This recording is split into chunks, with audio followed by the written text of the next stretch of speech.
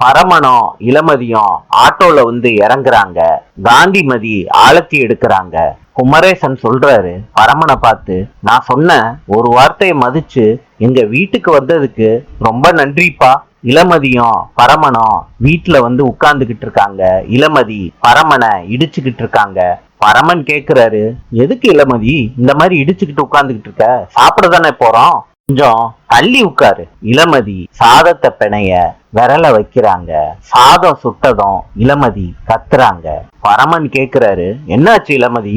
பரமா கை சுற்றுச்சு. பரமன் இளமதிக்கு சாப்பாடை எடுத்து ஊட்டி விடுறாரு. பரமனும் இளமதியும் சாப்பிட்டதும் ஆசீர்வாதம் வாங்கிக்கிறாங்க.